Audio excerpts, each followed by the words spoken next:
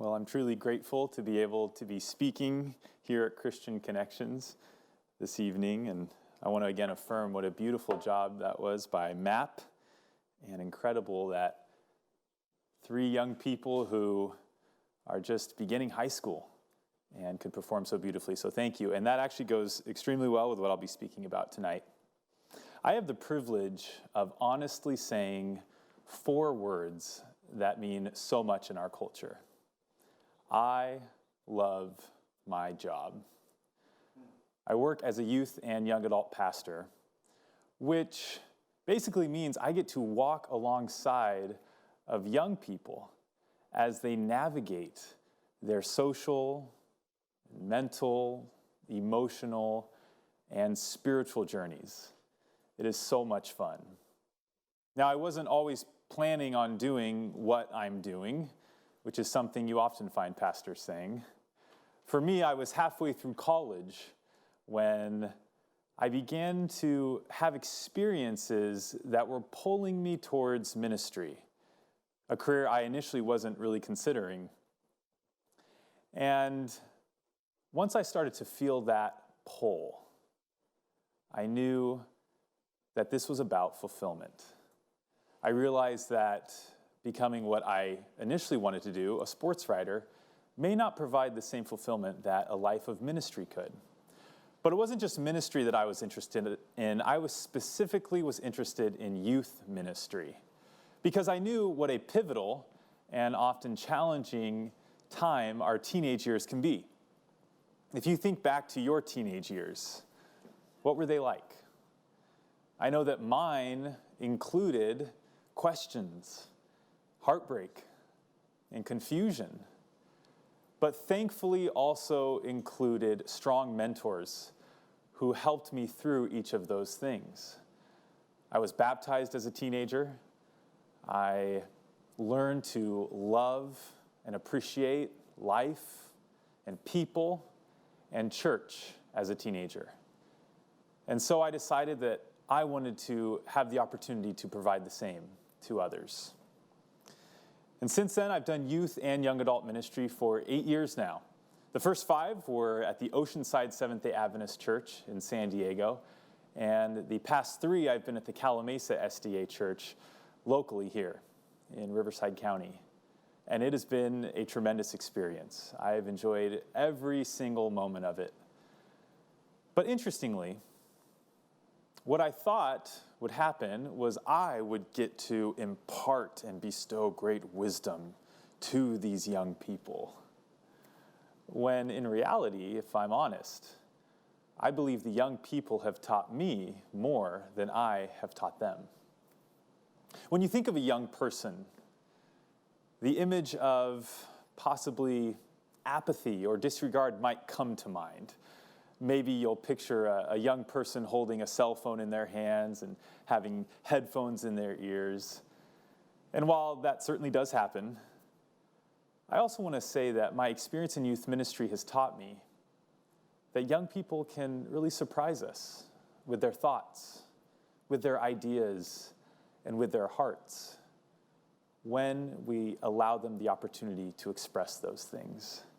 We know that Paul wrote to Timothy, "Do not let anybody look down on you because you are young, but rather be an example to the believers in speech, in conduct, in faith, and in purity." And I truly believe that example is being set today.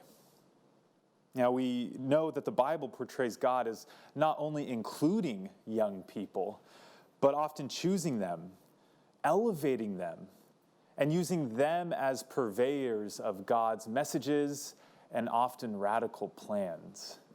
We think of Miriam. We think of David. We think of the young King Josiah. We think of the disciples. One of the lesser-known examples is Naaman's young maid in 2 Kings chapter 5. She was from Israel, but had been taken against her will into Aram, and now served Naaman's wife. Imagine those circumstances. A child taken from their home to go and be a servant. And yet, this young woman chooses to respond in love and mercy to her foreign captors. She learns that Naaman has leprosy and speaks up to tell Naaman's wife in verse 3, "If only my master would see the prophet in Samaria, he would be able to heal him of leprosy." And that is what Naaman does. He goes and sees that prophet, whose name was Elisha. And Elisha not only heals Naaman, but brings him to the God of Israel. All because Naaman was willing to listen to the voice of a young, marginalized girl. We know that God often spoke through young people in the Bible. And I believe, based upon my experience, God continues to do that today. It is up to us to be willing to listen. And so I would like to share with you all today 3 things that I have learned from young people in my time as a youth pastor. And perhaps they will provide some education for some of you as well. And the first is that young people care. That image of apathy that I mentioned, frankly, just doesn't line up with what I have experienced in working with young people these past 8 years. Young people care deeply about God, about church, and about life. I have youth come up to me all the time with ideas for church, new, different, radical ideas. I have young people often come up to me and request baptism. And my personal favorite, I often have young people come up to me with deep, beautiful questions about life and about God. And frankly, it can be us adults who can unintentionally create apathy when we disregard their ideas or when we push their questions aside. Last year, one of my co-pastors at Calamasa came up with an idea for a sermon that we could do together. A sermon that would encourage multi-generational conversation. And I loved the idea. And it was a simple one. This was it. We were going to, in the weeks leading up to the sermon, survey the youth in our church and the adults in our church of all different generations, and ask them a few questions that would help us understand what it was that they wanted the other group to understand about them. And the responses we got were remarkable. So many youth said they wish the adults understood that while their journey with God and church might look a little bit different than theirs, such as maybe their dress, or their worship music, or how they enjoy Sabbath, or many other things, it doesn't mean that they don't care deeply about their spiritual journeys and are always working to strengthen them. Conversely, the adults shared something that I also found deeply meaningful. They wanted the youth to understand that they too are on a journey, that they are not perfect and are still works in progress. What a beautiful message for them to share with each other. And that leads to the second thing that youth have taught me, and that is that young people love connection. Now that may come as no surprise, especially with the revelation of social media within our culture. But I'm not speaking about just with their peers. We learn that young people truly desire relationships with people of older generations once they know it's safe to do so. One youth wrote in our survey, "A lot of us would have fun and want to talk with older generations and learn things that they have learned. There just aren't always opportunities for that to take place." Another said, "I wish that people didn't focus so much on the outside and how we appear to be, but on how we love others and love God." The overarching theme in these answers was simple. It was, don't judge us, but please do walk beside us. And that, of course, sounds nice, but easier said than done, right? And so how do we create opportunities for intergenerational relationships? How do we have chances to walk beside young people today? And of course, I think the answers will vary with different people, with different communities and different churches. But I will say I have found one method that is a tried and true way to build relationships with younger people, and that is to step into their world. I remember one particular young person that I was hoping to have a stronger connection with and build a greater relationship with in one of my youth groups. And that was for two reasons. One, he was a very quiet young man, and so it had been hard to establish a rapport together, but also because he was going through a hard time in his life, and I was aware of that. And so I thought, how can I connect with him? Well, I knew one thing about him, and that was that he had a particular passion, and that was ornithology, the love of birds. He loved to birdwatch. Me? I had never been birdwatching in my whole life. I knew nothing about it. But I wanted to connect with him, and so I stepped into his world. And I asked if we could go birdwatching together. And he said, of course. And so we picked a day and a park and walked around to look at birds. Now, this young man knew every bird. He could name every single species. It was so impressive. And as I said, me, not so much. So I was desperate to find birds to point out and make it a really positive experience for the two of us. We were walking together, and I saw one. And I pointed up, I said, wow, what kind of bird is that? And he looked, and he said, crow. Well, I felt kind of silly about that one, but he was nice about it. We kept walking a little further, talking a little bit. I saw another thing flying in the sky. I said, wow, what's that one? And he looked up, and he said, airplane. Well, it wasn't going too well for me, but I was making the effort, and he knew that and appreciated it. And by the end of our bird watching time, we sat at a table and had the deepest conversation we had had to that point, including about some of his hardships. I had stepped into his world, and it made all the difference. When we take the first step towards young people, it can mean so much.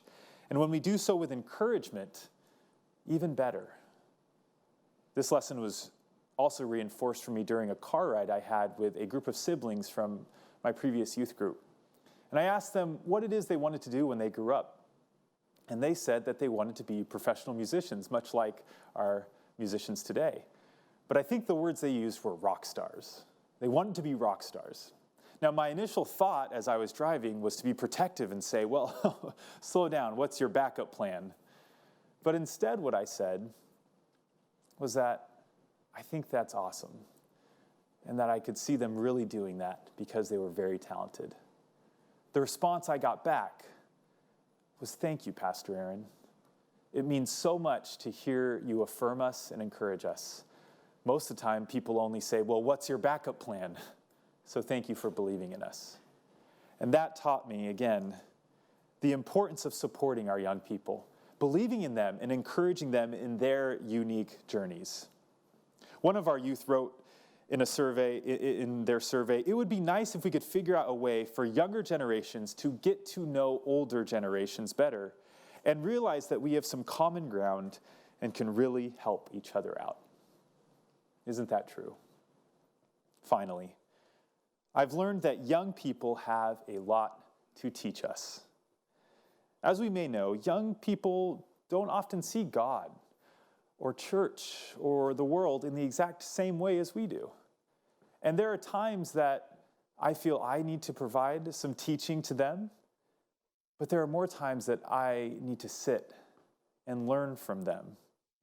For example, young people today love doing acts of service.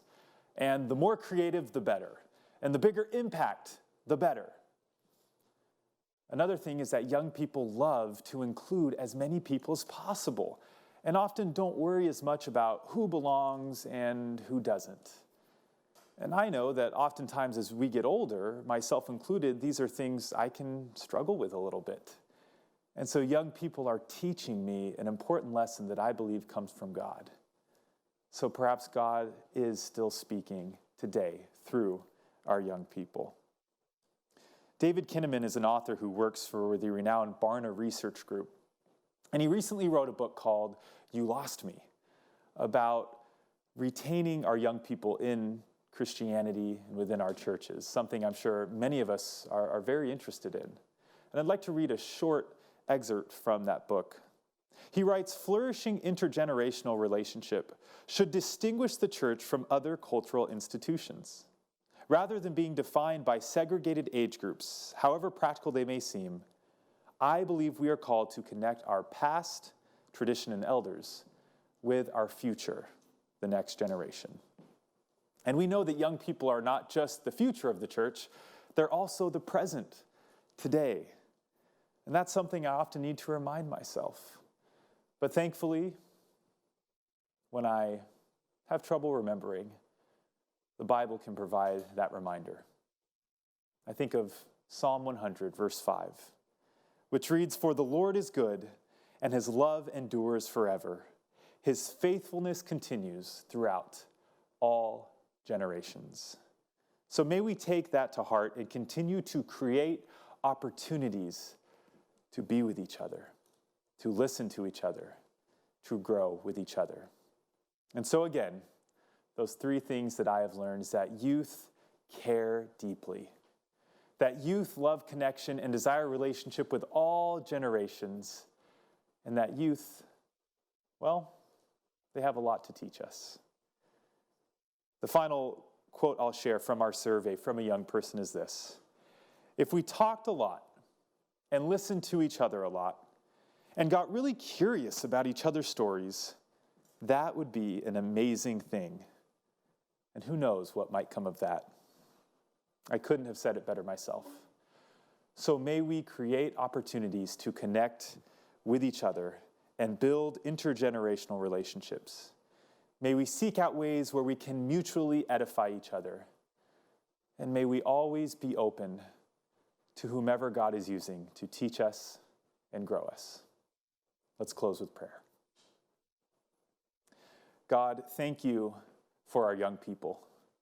Hearing the beautiful music from MAP today is a reminder of how early you bestow gifts upon us. And I pray that you will help us to remember, to acknowledge that, to consider our young people as your messengers, yes, in the future, but right now as well. Thank you that you are a God who works through all of us in so many wonderful ways. And thank you for using young people to connect us and grow us. May we all have ears to hear. In Jesus' name we pray. Amen.